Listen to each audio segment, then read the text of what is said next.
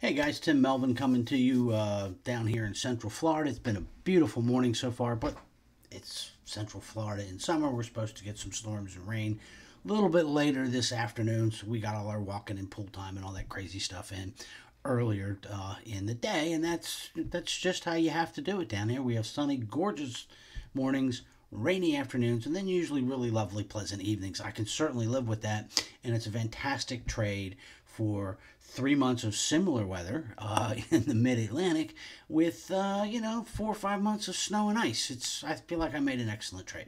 So anyway, crazy week. Stocks actually went down. Some people hadn't seen that probably in their investing lifetime on the week.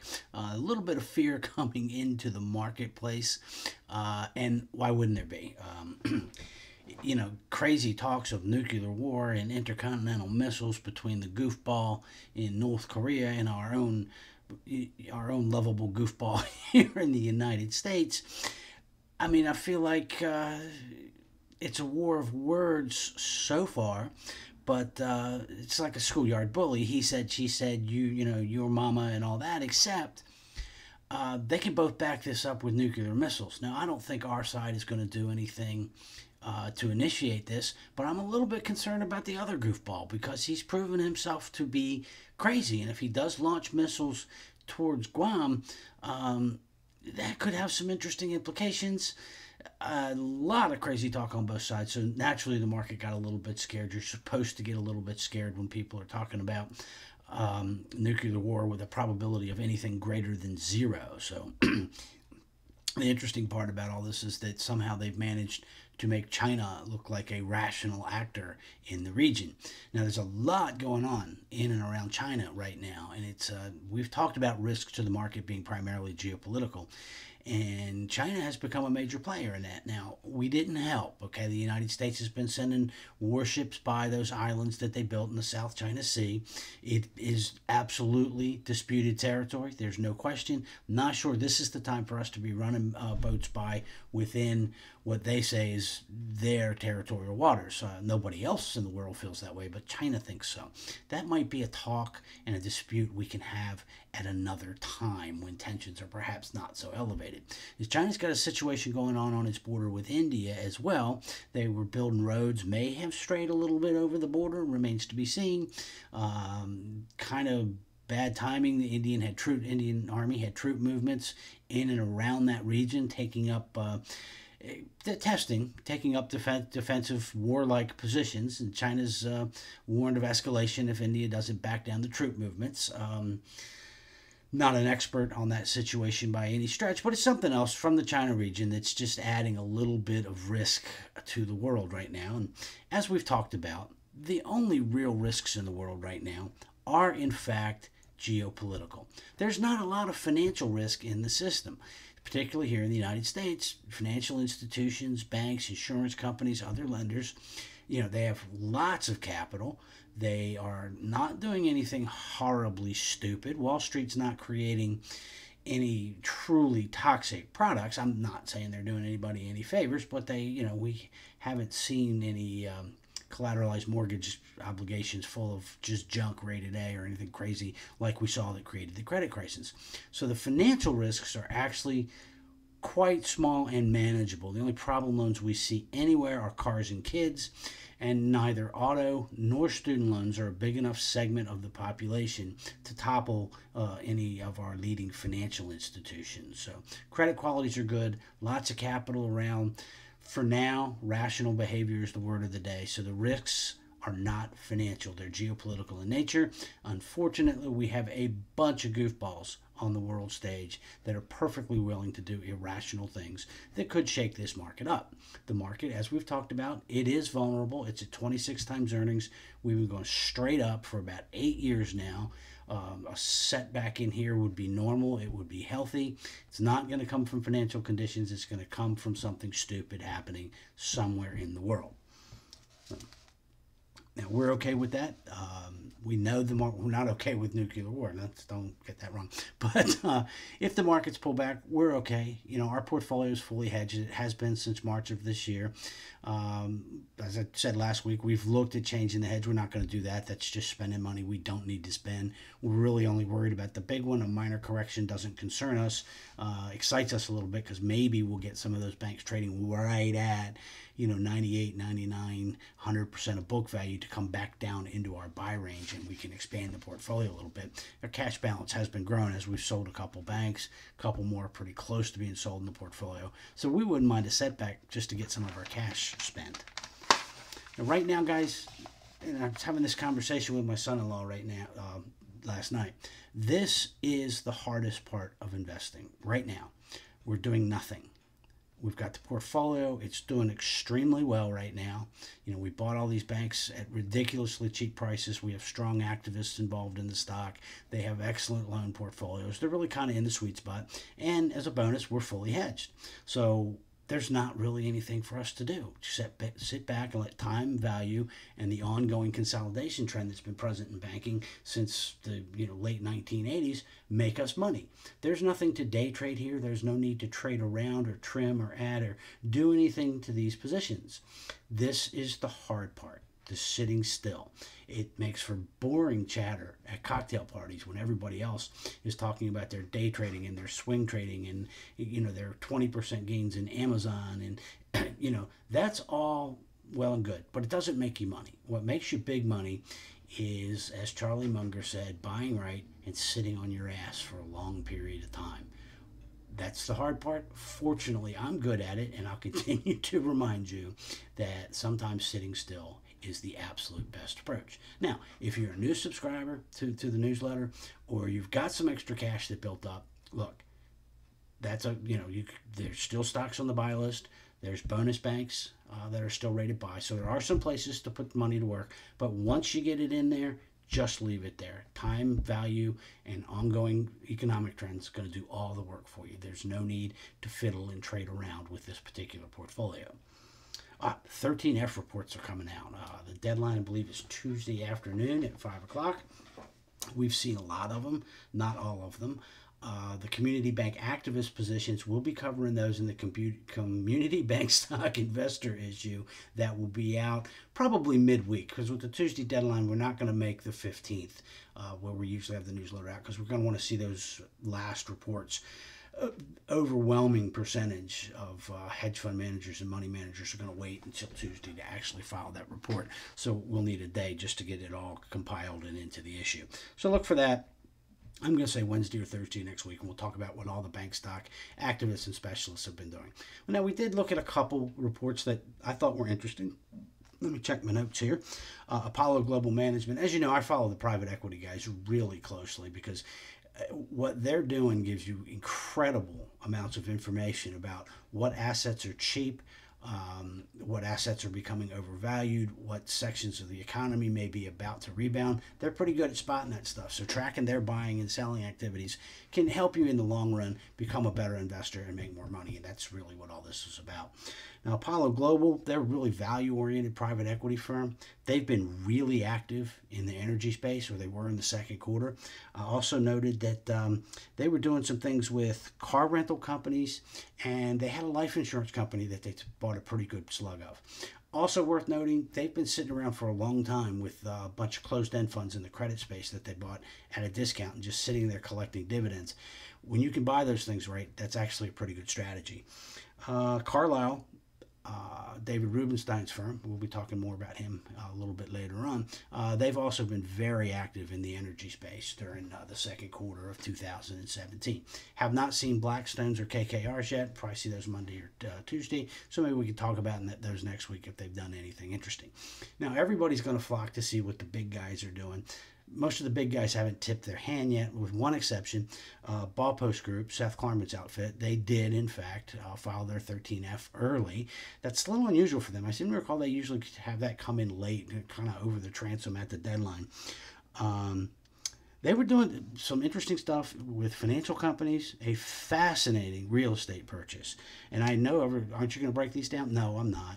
You guys, these are really easy to look up. You can check it out on NASDAQ.com or just go to SEC.gov and pull the filings up yourself and do the comparisons. Really fascinating real estate company that's getting ready to do a spinoff that could really unlock a lot of value because they've got some properties that have been causing a huge problem. They're going to spin those off, and that core portfolio could be incredibly attractive as a long-term investment. We're going to be breaking that down, reading all the documents and filings over the next week or so, seeing if we want to get involved.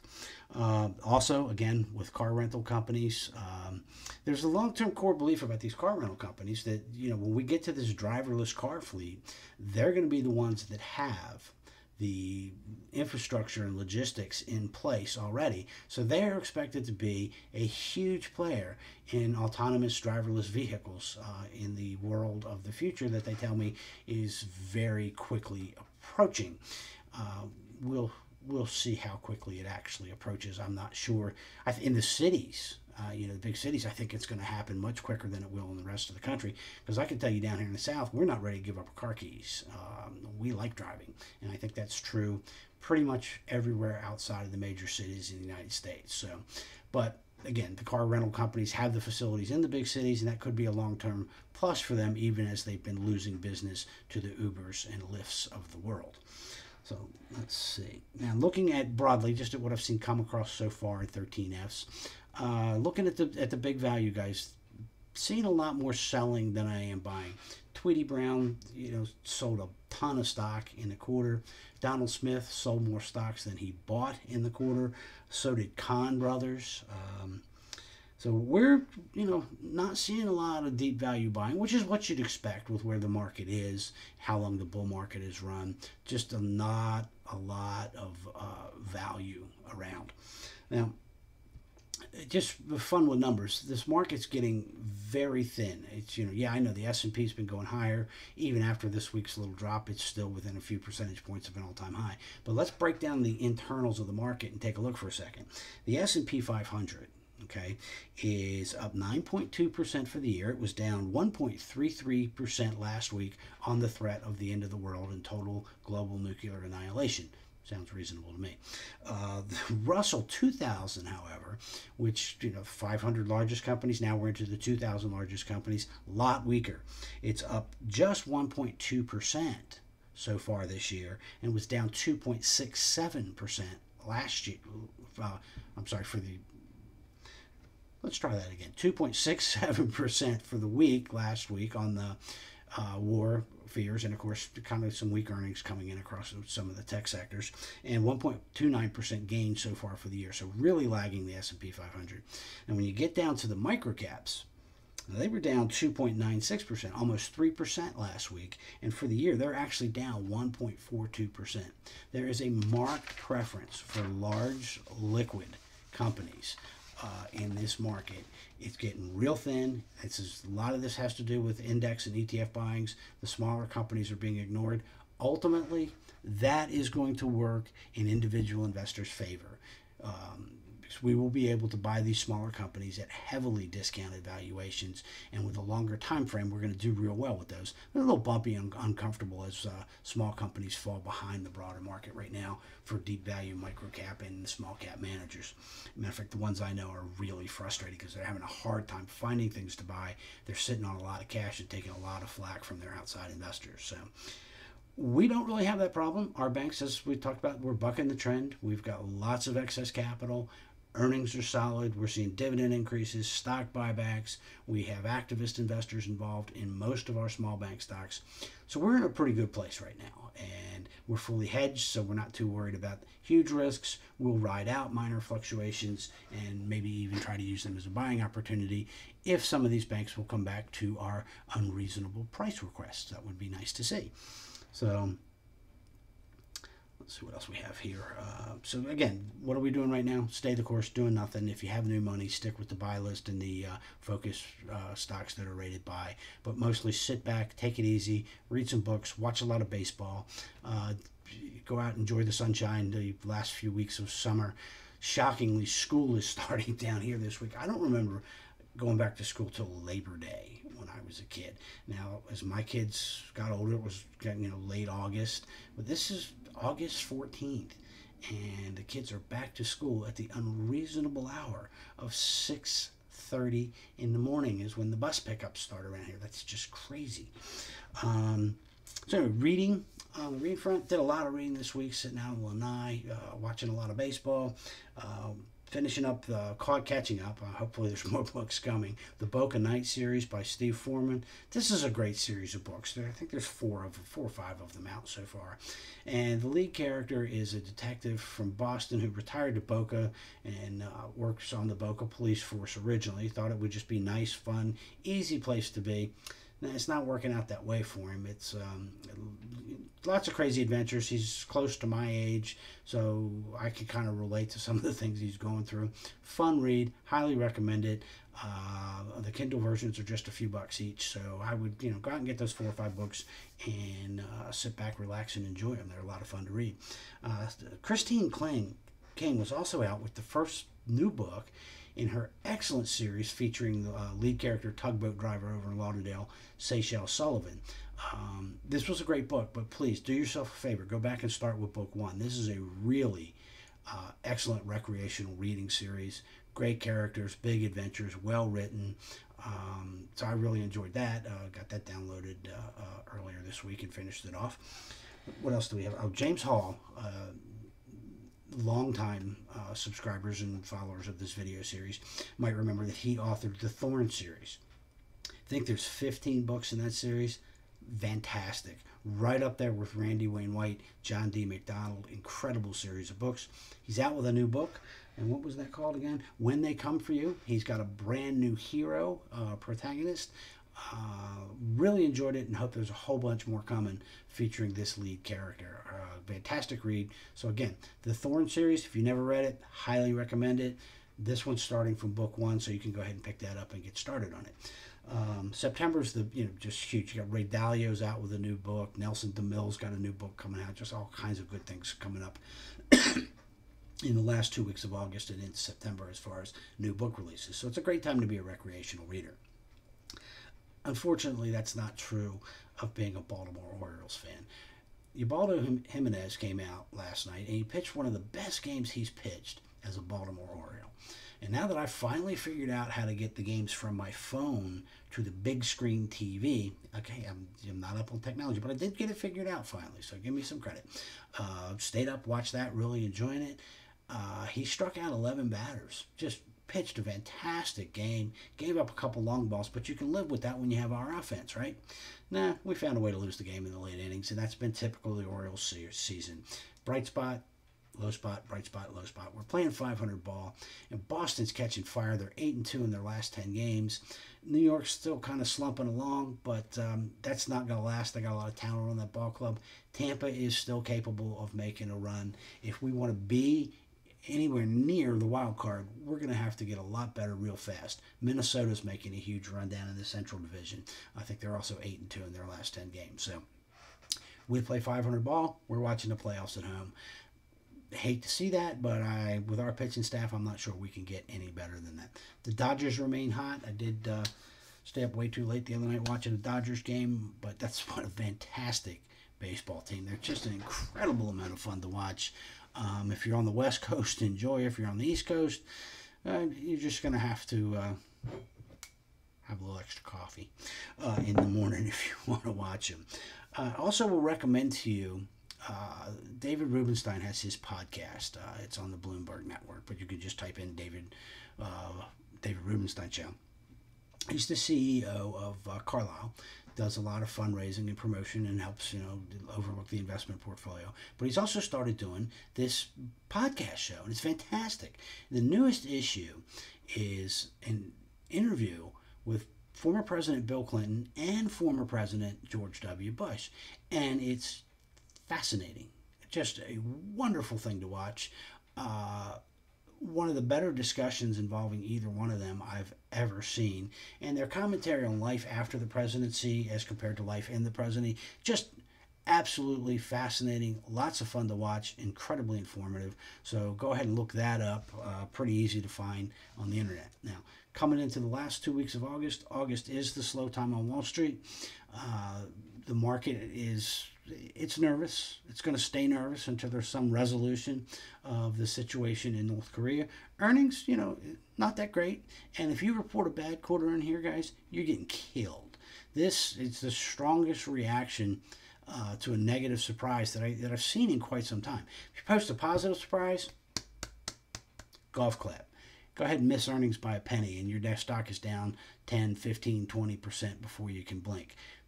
People are really gravitating towards larger companies that are showing positive earnings growth. The market's really thinning out. So, caution is the word of the day. Stay unreasonable about the prices that you're willing to pay. Stick with the buy list.